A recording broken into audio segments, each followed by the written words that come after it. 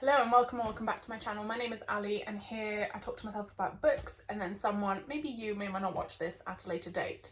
I decided to split this video into two because I realised that I had talked for like almost an hour on the first part of it, which was my favourite completed series. I am now going to go into part two, which will be the series that I'm currently in the middle of, but I think will end up being some of my favourite fantasy series.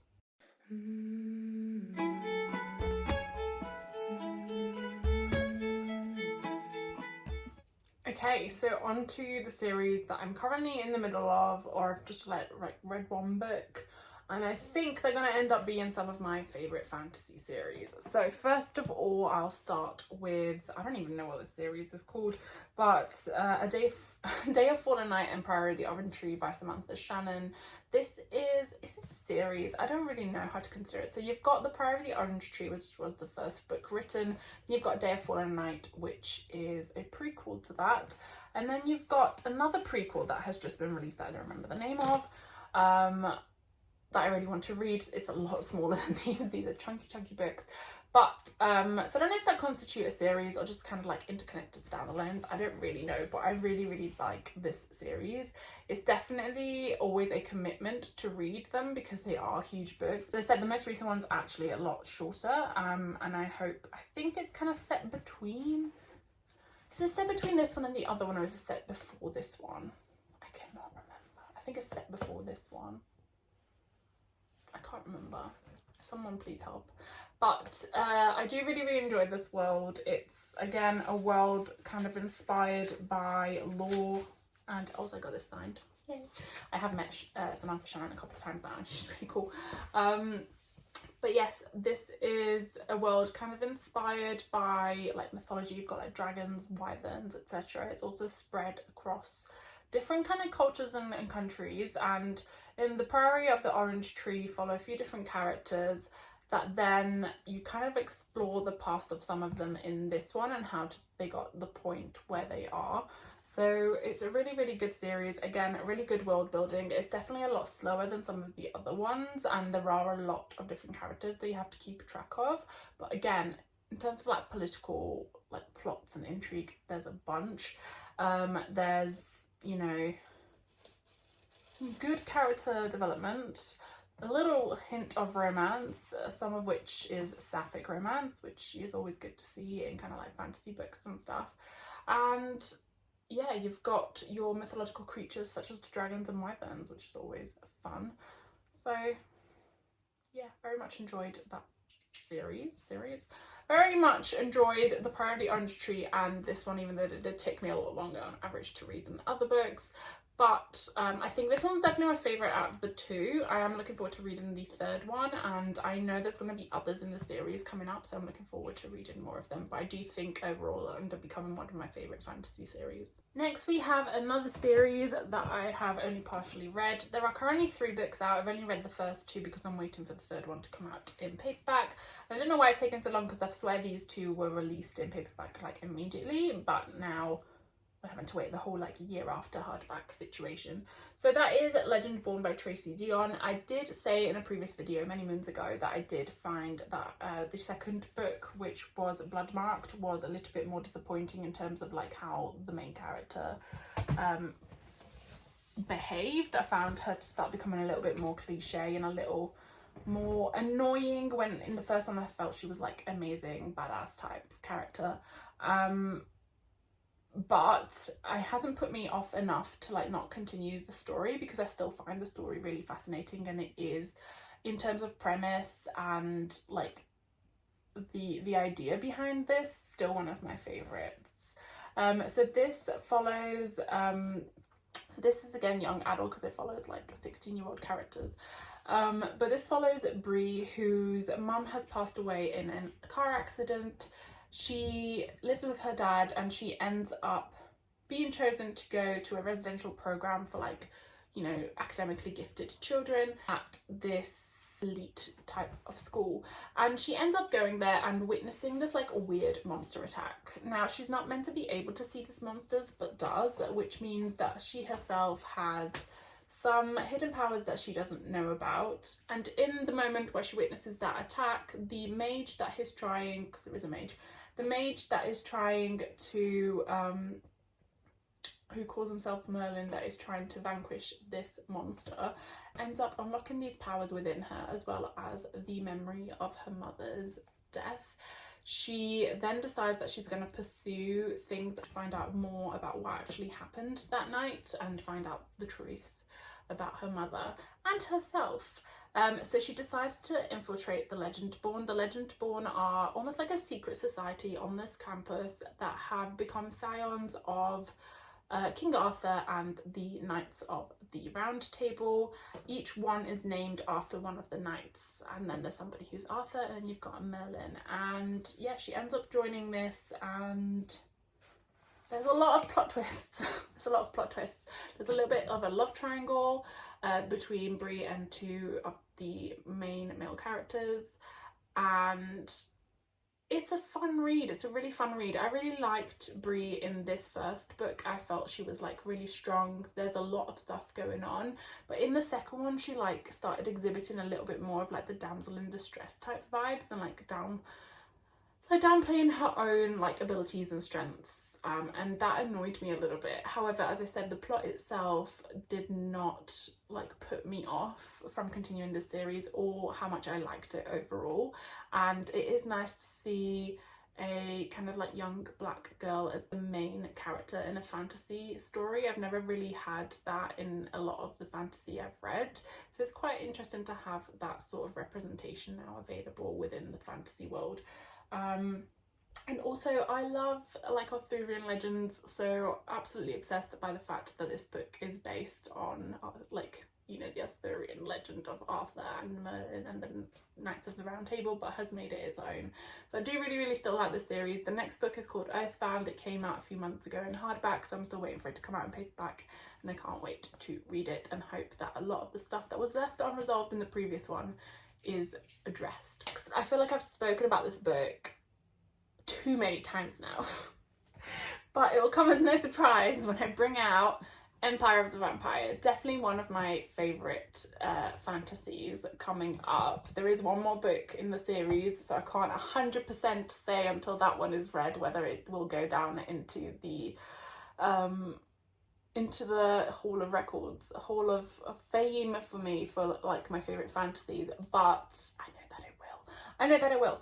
So Empire of the Vampire by Jay Kristoff is, you've guessed it, a fantasy with vampires in it. So we follow Gabrielle de Leon, who is the last of the Silver Saints. The Silver Saints are like a knighthood type order that are trying to reclaim the world for humanity from the grasps of the vampires.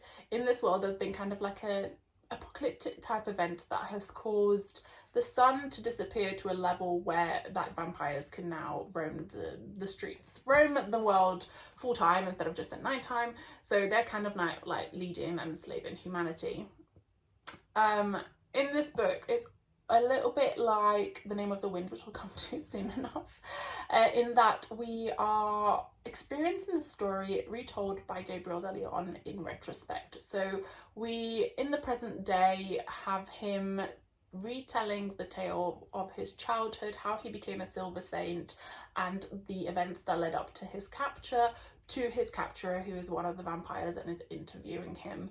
In the second book, which is Empire of the Damned, we have also a dual POV with another character that I ended up really enjoying, and I just love this. Like, again, this is one of those books that will literally tear your heart out, stomp all over it, and then like break it some more, and I don't care. I'm willing to go through that because it's such a good story. I love the characters, I love the writing, love the world building. Jay Kristoff needs to pay for my therapy, but other than that, it's so good, and I cannot wait for the last book, which is Empire of the Dawn, which is coming out later this year.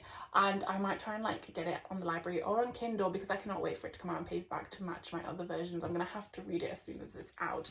Low-key would hope that I would get like an arc, but who am I? Like, nobody knows about me. So that's definitely not gonna happen in an ideal world, but you know. Yeah, really love this. So I cannot recommend this series enough. Like, if you want vampires, go no further. There's even elements of like romance, found family, there's like quirky funny moments, definitely some sassy characters in there. It's like a talking sword. Like, how much more do you need in a fantasy book than all the stuff I've just mentioned?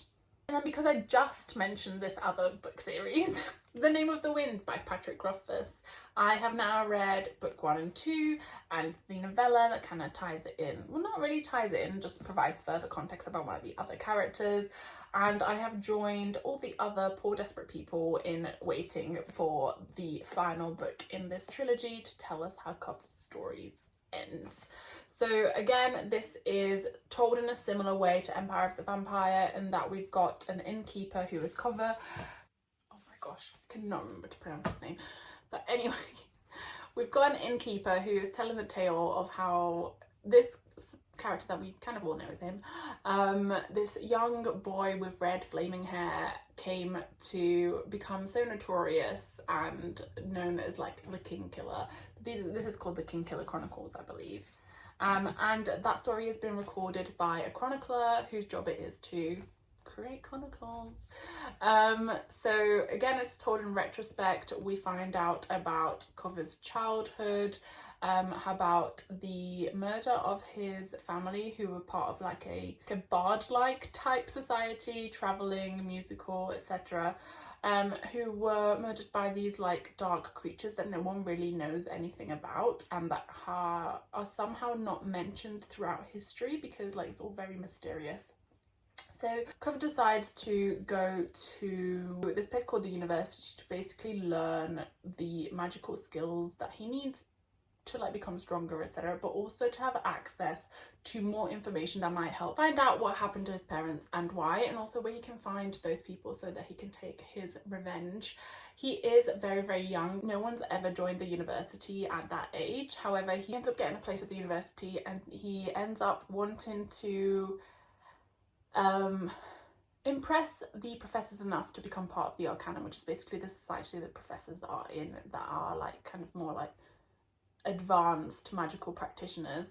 He also wants to in particular be able to call the name of the wind, hence the name of the book. And you just kind of follow all the story, and like so much happens. So the second book is definitely more like packed in terms of like things that occur and also characters that you meet, and I did end up giving it a higher rating than this one, but to be honest I loved both of them so much.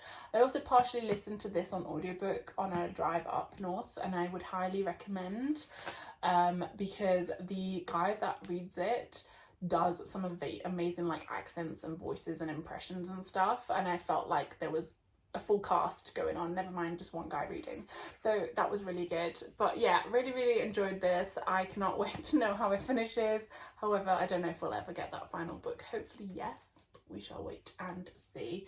But if you're wanting again like a fantasy that is almost like a coming of age type of fantasy, yes, look no further. Next we have a very new release, and that is The Night and the Moth by Rachel Gillig. This is I would say fantasy with romance, but some people might call it a romantasy. But this follows number 6. Number 6 is a diviner. However, she has no memories of her childhood prior to the day that the abbess, who oversees her and her diviner sisters, came to collect her and basically taught her how to be a diviner. She now essentially drowns every day to be able to prophesize things for others and for the people around the kingdom.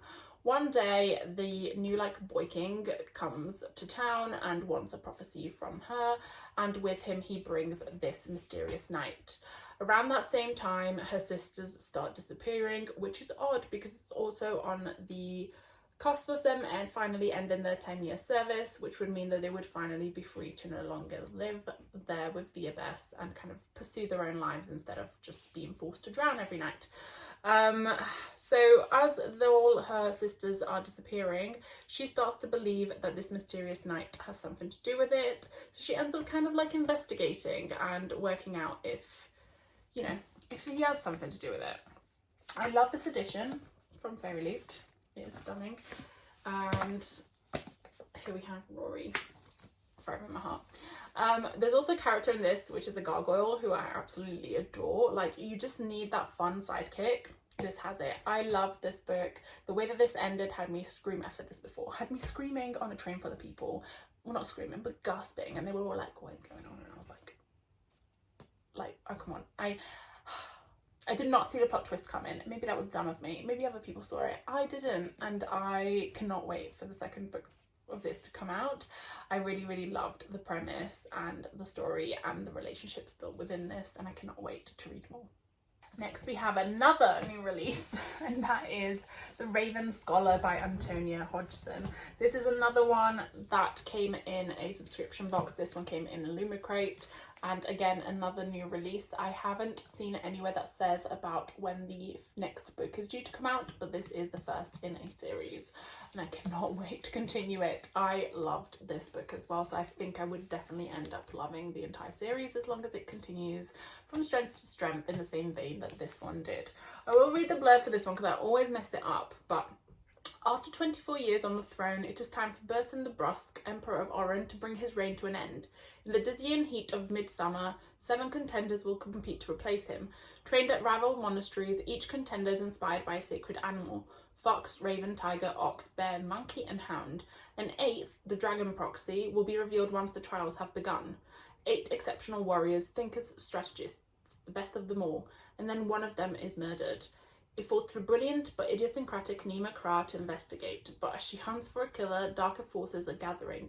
If Nima succeeds, she could win the throne whether she wants it or not, but if she fails, she will sentence herself to death and set in motion a sequence of events that could doom the Empire. I loved this book so much. I loved the different characters. I love things that are like based on different mythological creatures, almost kind of like the zodiac, like the zodiac animals, things like that. It's definitely kind of more of like a murder mystery type vibe, but not, because it's definitely more heavy on the political aspects and the fantasy as well. But there is that murder mystery element if you're wanting some fantasy with that in it. It also has so many plot twists. The first one I kind of saw coming, right? The second one I did not. I thought we'd got over the plot twist. And then the second plot twist happened and I was like, what is happening? What is going on? Like, this book just had me hooked. It's not it's not a small book. It's got like 500 and something pages. No, wait, way more than that. It's got over 640 pages. So, not an inconsequential amount of pages.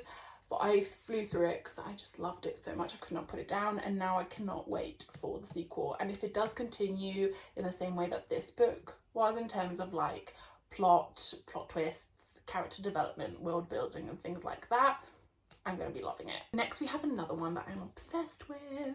I have recommended to literally anyone that will listen, and that is The Will of the Many by James Islington.